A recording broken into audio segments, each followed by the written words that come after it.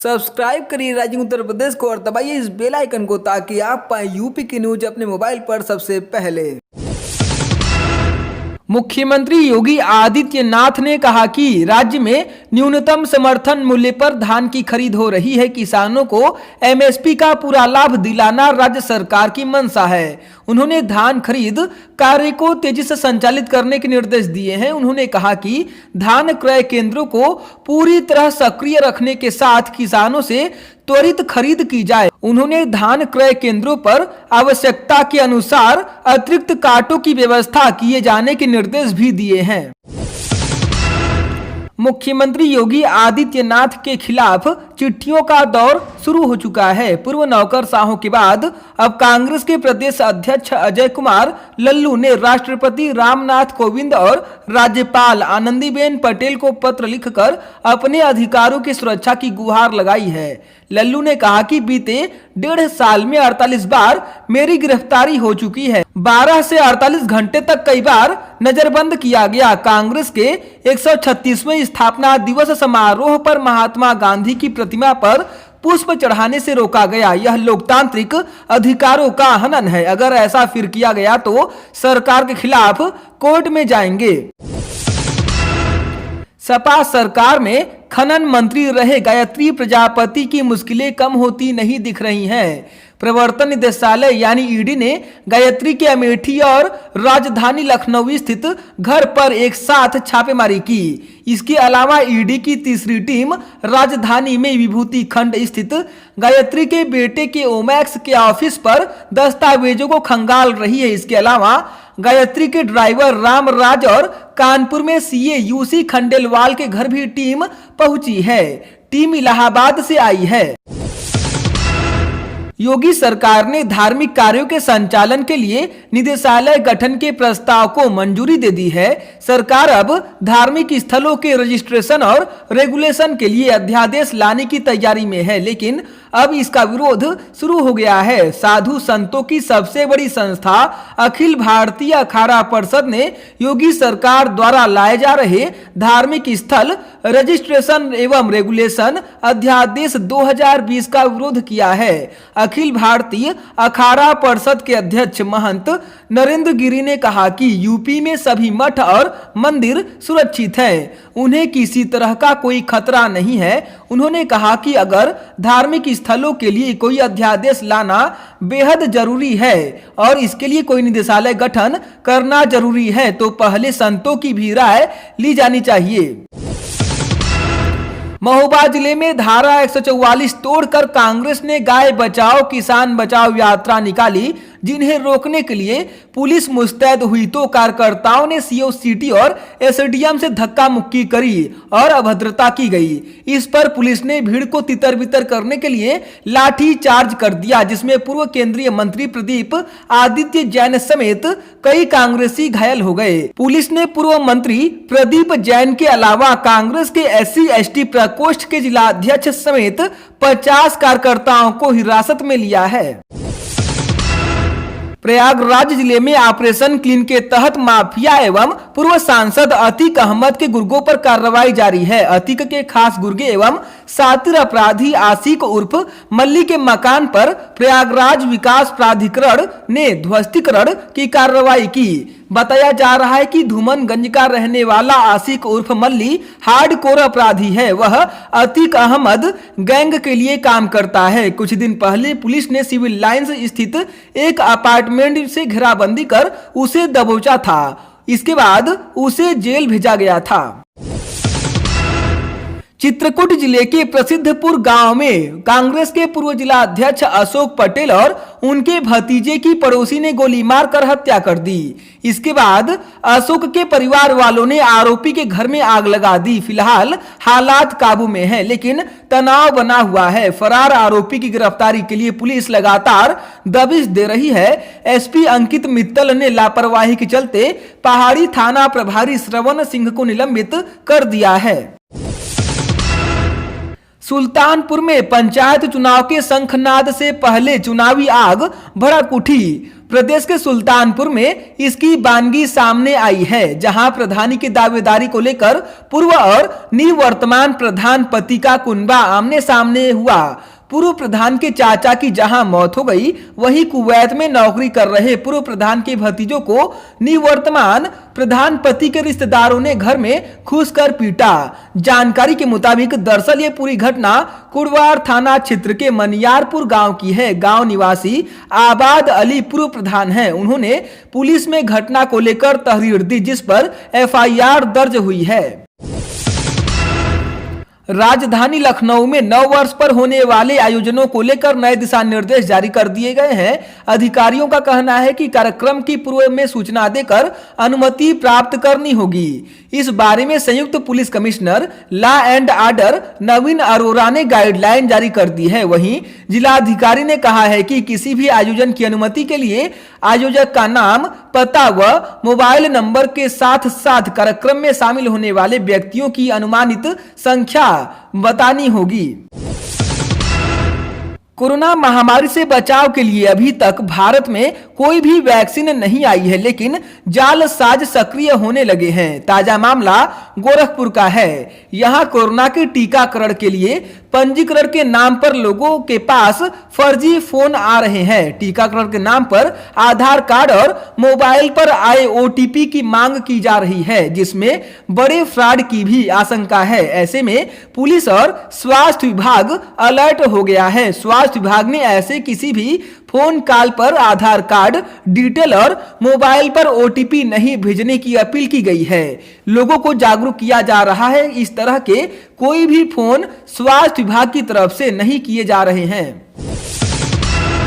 महोबा में दिन दहाड़े एक वकील के अपहरण का प्रयास किया गया, लेकिन ट्रैफिक पुलिस के हेड कांस्टेबल ने अपनी जान की परवाह न करते हुए अपहरणकर्ताओं की गाड़ी के आगे बैरियर लगा दिया और बदमाशों के मंसूबों पर पानी फिर गया। यह मामला सुभाष चौकी के समीप का है। पुलिस ने एक आरोपी को गिरफ्तार कर लिया है और घटना में इस्तेमाल स्कॉर्पियो गाड़ी को भी कब्जे में लेकर मामले की जांच शुरू कर दी है। योगी सरकार ने अब तहसीलदार और तहसीलदार न्यायिक को ग्राम समाज की जमीन पर अवैध कब्जे हटाने और ऐसे मामलों का निस्तारण करने के लिए कानूनी तौर पर अधिकृत कर दिया है। कैबिनेट की ओर से बीती 11 दिसंबर को तहसीलदार और तहसीलदार न्यायिक को प्रदेश राजस्व संहिता 2006 की धारा 67 के तहत सहायक कलेक्टर के तौर पर काम करने के लिए अधिकृत करने का प्रस्ताव मंजूर किए जाने के बाद राजस्व विभाग ने इस बारे में अधिसूचना जारी कर दी है। 35 साल पहले पाकिस्तान से एटा रिश्तेदारी में आई महिला ने निकाह कर लिया। लॉन्ग टर्म वीजा को नियमित विस्तारित करा। यहीं पर रहते रहते ये महिला ग्राम पंचायत सदस्य चुन ली गई। जनवरी में प्रधान की मौत के बाद कार्यवाहक प्रधान भी बना दिया गया। पाकिस्तानी नागरिक होने की शिकायत पर दिसंबर के पहले सप्ताह में महिला ने प्रधान पद से इस्तीफा दे दिया। मामले की जांच के बाद जिला पंचायत राज अधिकारी ने सचिव को रिपोर्ट दर्ज कराने के आदेश दिए हैं। इसे ग्राम प्रधानों की उदासीनता और लापरवाही ही कहा जाएगा कि उत्तर प्रदेश के ग्रामीण क्षेत्र के विकास की खातिर मिले 6000 करोड़ रुपए में से 1800 करोड़ रुपए प्रधान खर्च नहीं कर पाए। 57,978 ग्राम पंचायतों के खाते में यह रकम अवशेष रह गई। इस रकम का भी समय रहते विकास कार्यों में उपयोग हो जाता तो हालात और बेहतर होते। वहीं जिला पंचायतों का कार्यकाल 15 जनवरी 2021 को पूरा होगा। प्रदेश में 4 चरणों में संभावित त्रिस्तरीय पंचायत चुनाव मार्च में पूरा किए जाने की तैयारी है। उत्तर प्रदेश लोक सेवा आयोग यानी UPPSC ने पहली बार कृषि विभाग में अलग से भर्ती निकाली है। सम्मिलित राज्य कृषि सेवा परीक्षा 2020 का विज्ञापन जारी कर ऑनलाइन आवेदन शुरू करा दिया गया है। अभ्यर्थी 29 जनवरी 2021 तक आवेदन कर सकते हैं, जबकि ऑनलाइन परीक्षा शुल्क 25 जनवरी तक जमा कर सकते हैं। UPPSC ने इस भर्ती के तहत अलग अलग 564 पदों पर भर्ती निकाली है। अभ्यर्थियों का चयन प्रारंभिक मुख्य परीक्षा व साक्षात्कार के आधार पर होगा। वहीं कुछ पदों में बिना साक्षात्कार लिए चयन किया जाएगा। प्रदेश के जैव संसाधनों का व्यापारिक उपयोग करने वाले उद्योगों को अब लाभ में हिस्सेदारी देनी होगी। उत्तर प्रदेश राज्य जैव विविधता बोर्ड ने करीब 70 अलग अलग उद्योगों को इसके लिए नोटिस दिया है। 1 करोड़ रुपए तक सालाना टर्नओवर करने वाले उद्योगों को 0.1%, 1 से 3 करोड़ टर्नओवर वाले उद्योगों को 0.2% और 3 करोड़ से ऊपर वाले उद्योगों को 0.5% लाभांश देना होगा। यह लाभांश संबंधित जैव विविधता प्रबंध समिति एवं किसानों को दिया जाएगा। इससे जैव विविधता का संरक्षण, क्षेत्र का विकास और किसानों के जीवन स्तर में सुधार लाया जाएगा। प्रदेश में खेती की जमीन के गैर कृषिक उपयोग के लिए अब भूमि की चहार दीवारी नहीं बनानी होगी। योगी सरकार ने कृषि भूमि के गैर कृषिक इस्तेमाल के लिए जमीन की चहार दीवारी बनाने की अनिवार्यता खत्म कर दी गई है। कैबिनेट की ओर से उत्तर प्रदेश राजस्व संहिता संशोधन अध्यादेश 2020 के ड्राफ्ट को मंजूरी दिए जाने के बाद राज्यपाल आनंदीबेन पटेल ने इस अध्यादेश को मंजूरी दे दी है। योगी सरकार ने 1996 बैच के 7, 2003 बैच के 7 व 2007 बैच के 10 आईपीएस अधिकारियों को पदोन्नति देने का फैसला किया है। इसके साथ ही 2008 बैच के अफसरों को सिलेक्शन ग्रेड दिया गया है और 2017 बैच के 16 अधिकारियों को एएसपी से एसपी के पद पर पदोन्नत किए जाने की सहमति बनी है। नए साल पर यूपी कैडर के 52 आईपीएस अफसरों को प्रोन्नति का तोहफा मिलेगा। सट्टेबाजों के खिलाफ अभियान चला रही कानपुर पुलिस को बड़ी कामयाबी हासिल हुई। नौबस्ता, रायपुरवा और गोविंद नगर पुलिस ने संयुक्त कार्रवाई करते हुए शहर के विभिन्न स्थानों पर छापेमारी की, जिसमें 4 सट्टेबाज पकड़े गए, जिनके पास से पुलिस ने 2 करोड़ 7 लाख रुपए की मोटी रकम पकड़ी है। बरेली में 300 बेड कोविड अस्पताल के आवासीय परिसर की ओर बनी मजार में पिछले कई महीनों से बिजली चोरी से जलाई जा रही थी। प्रतिबंधित मास प्रकरण के बाद संगठन और पुलिस प्रशासन जुटा तो इसका पता चला। बिजली महकमे के अधिकारियों ने मजार का अवैध कनेक्शन हटाने के साथ तार आदि चीजों को जब्त कर लिया। वहीं मजार का नक्शा राजस्व विभाग में है या नहीं, इसका पता लगाया जा रहा है। आजमगढ़ जिले की जनता को नव वर्ष में हेल्थ वेलनेस सेंटर की सौगात मिलेगी। स्थापना के लिए 14 राजकीय आयुर्वेदिक चिकित्सालयों का भी चयन कर लिया गया है। इन हेल्थ वेलनेस सेंटर में शहर में ही नहीं, ग्रामीण अंचलों की जनता योग, आयुर्वेद एवं नेचुरोपैथी से जुड़ेगी। जनता को एक ही स्थान पर योग प्रकृति का लाभ मिलेगा। इसके लिए योग्य प्रशिक्षकों की तैनाती के लिए जिला स्तर पर समिति का भी गठन कर लिया गया है। लखनऊ जिला प्रशासन व एलडीए की संयुक्त टीम ने सरोजनी नगर तहसील की सरसवा व सदर तहसील की मलेसे मऊ बॉर्डर पर गोमती नदी किनारे बिल्डर्स द्वारा अवैध रूप से कब्जा की गई बड़े पैमाने पर बेशकीमती जमीन पर कब्जा ले रहा है। लखनऊ विकास प्राधिकरण द्वारा अर्जन की हुई इस जमीन के संबंध में प्राधिकरण का तर्क है कि यह जमीन 2 बिल्डर द्वारा अवैध रूप से कब्जा की गई है, जबकि उक्त जमीन मलेसे मऊ के अंतर्गत प्राधिकरण की अधिग्रहित भूमि है। वह वर्तमान समय में जमीन प्राधिकरण के नाम दर्ज है। इस जमीन पर लंबे समय से कुछ किसानों द्वारा जहां खेती की जा रही थी, वहीं बिल्डर द्वारा इस बेशकीमती जमीन पर प्लाटिंग व अपार्टमेंट बनाने की भी तैयारी की जा रही थी। दूरसंचार विभाग से सेवानिवृत्त कर्मचारी श्री चंद्र चौबे को बंधक बनाकर लूटपाट के मामले में लखनऊ पुलिस ने 2 बदमाशों को गिरफ्तार किया है। आरोपितों के पास से लूट के जेवर, नकदी, मोबाइल फोन व अन्य सामान बरामद हुए हैं।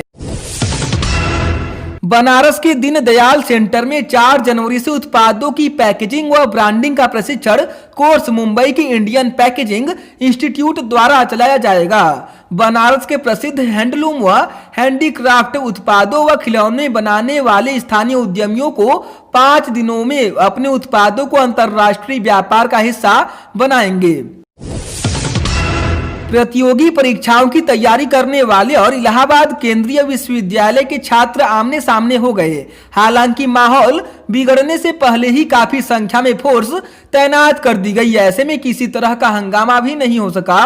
पुलिस दोनों पक्षों को समझाने का प्रयास कर रही है। इस हालत को देखते हुए आसपास के व्यापारी भी सकते में हैं।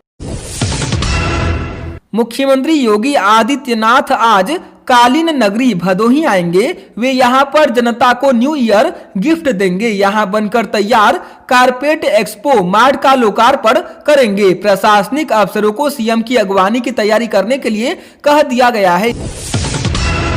प्रदेश में 69,000 शिक्षक भर्ती के दूसरे चरण के तहत जिन 36,590 शिक्षकों को नियुक्ति पत्र दिए गए थे, उन्हें अभी तैनाती के लिए थोड़ा इंतजार करना होगा। वैसे तो सभी शिक्षकों को दिसंबर के पहले ही हफ्ते में ज्वाइनिंग मिल गई है, लेकिन उनके स्कूलों का आवंटन अभी तक नहीं हो पाया है। स्कूलों का आवंटन सबसे पहले दिव्यांगों और महिला शिक्षकों को किया जाएगा। इन्हें स्कूल चुनने का विकल्प भी दिया गया है। इनको तैनाती मिल जाने के बाद ही बाकी शिक्षकों को स्कूलों का आवंटन होगा।